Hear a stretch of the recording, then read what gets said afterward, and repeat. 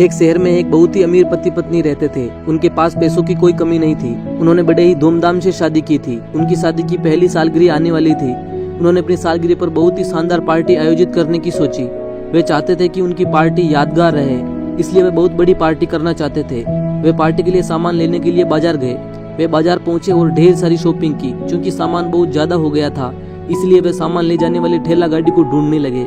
कुछ देर बाद उनको एक बुढ़ा ठेला वाला मिला। बुढ़ा काफी गरीब और कमजोर था। उसने कई दिनों से कुछ खाया पिया नहीं था। उसकी हालत काफी कमजोर थी। अमीर आदमी ने बुढ़े से कहा, हमारा सामान घर पहुंचाना है।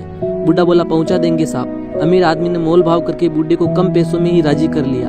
अमीर आदमी ने उसको कुछ पैसे एडवांस दिए और अपने घर का पता बता दिया। उसके बाद वे अपनी गाड़ी में बैठकर घर आ गए। अमीर आदमी ने काफी इंतजार किया, लेकिन बुढ़ा सामान लेकर घर नहीं पहुंचा। ये सब देखकर पत्नी को गुस्सा आ गया। उसने अपने पति से कहा, वो बूढ़ा हमारा सामान लेकर भाग गया है।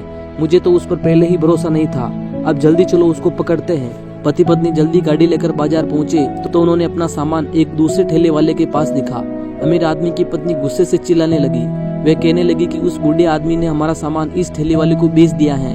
ये सब मिले हुए हैं। उसने ठेले वाले को चोर। ठेले वाला ये सब सुनकर काफी दुखी हुआ और बोला, मैडम, वो बूढ़ा आदमी कई दिनों से भूखा था और उसकी हालत काफी खराब थी। उसने आपका सामान पहुंचाते वक्त रास्ते में ही अपना दम तोड़ दिया। मरने से पहले उस आदमी ने मुझे एडवांस पैसे दिए और आपका पता देकर कहा, भाई इस सामान को सुरक्षित पहुंचा देना।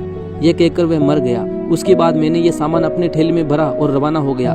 लेकिन क्या करें, आप अमीर लोग तो हमें चोर समझते हैं। हम गरीब जरूर हैं, पर साहब हम चोर नहीं हैं। हम चोरी नहीं करते, हम मेहनत करते हैं और घर बार चलाते हैं। यह सुनकर अमीर आदमी की आंखें भर आई और पत्नी ने शर्म के मारे अपनी नजरें नीची कर ली। दोस्तों, इस कहानी से हमें यह शिक्षा मिलती है, हमें किसी की आर्थिक स्थिति देखकर उसके चरित्र का निर्धारण नहीं करना चाहिए।